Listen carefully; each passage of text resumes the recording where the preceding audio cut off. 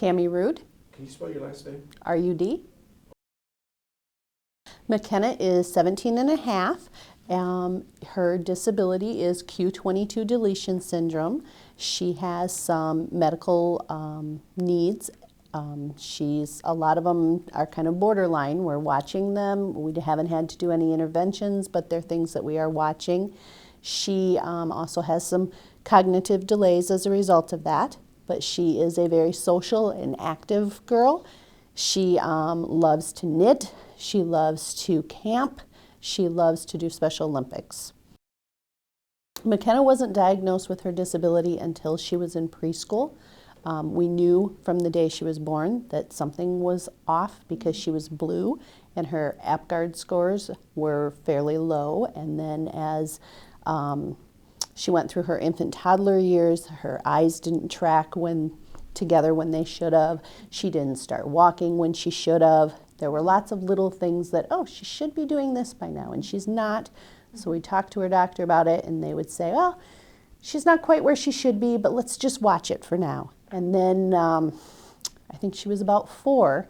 We took her doctor heard a heart murmur, so he referred her to a cardiac pediatrician,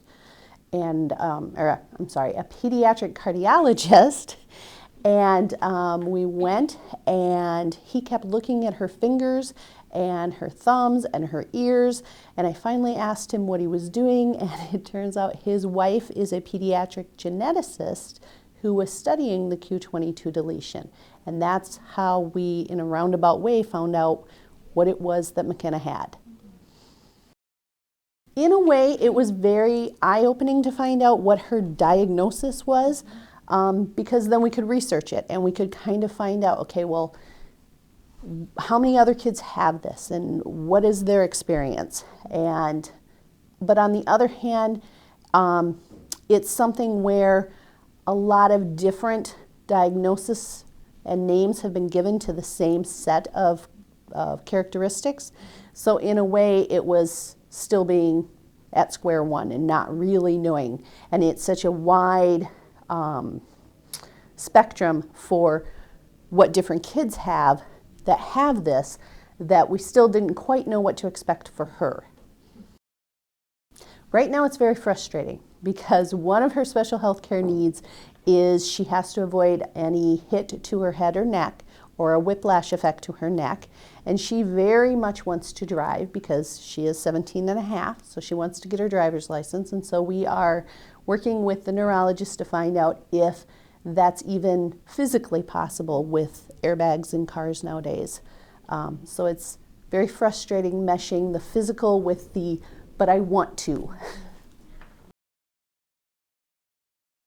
The most difficult challenge with McKenna would be the one I just spoke about, with her wanting to drive or her wanting to do all of those kind of teenage milestones. And some of them she can do, and other ones, because of some of the physical limitations, we have to kind of put the brakes on and say, nope, sorry, this is not physically safe for you to do. And that's really hard because you don't want to squash her dreams.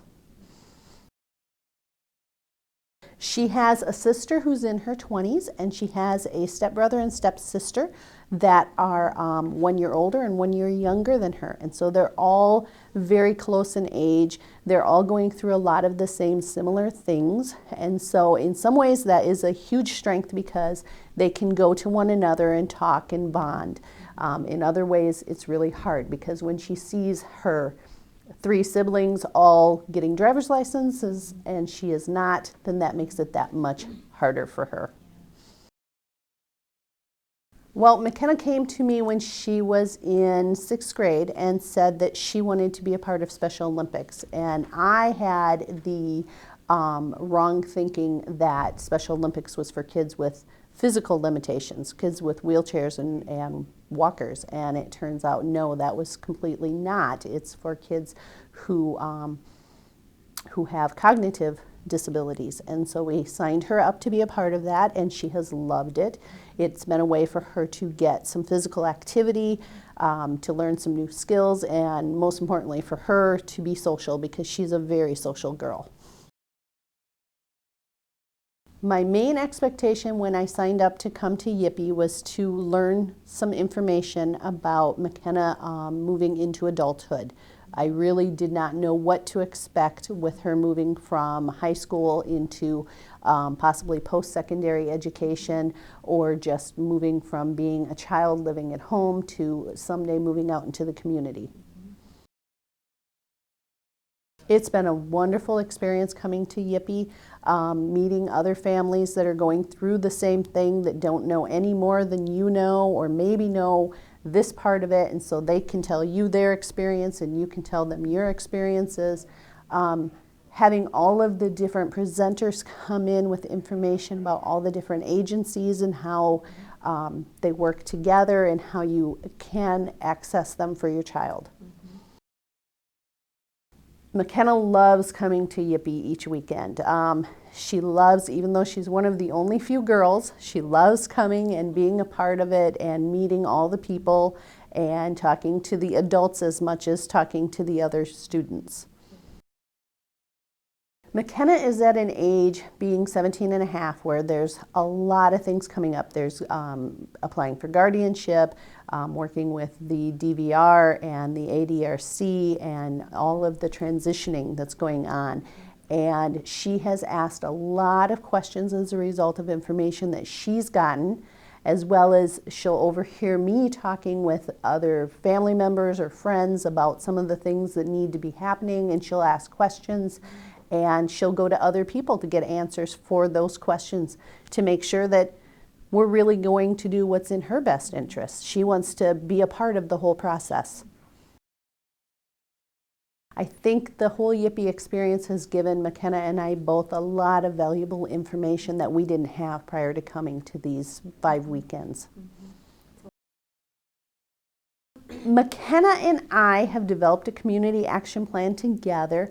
It's kind of in the very beginning stages right now. We are going to be checking with the Eau Claire School District to see if the staff development days for the district staff coincide with when the next Yippee, which is going to be in Eau Claire, is going to be happening.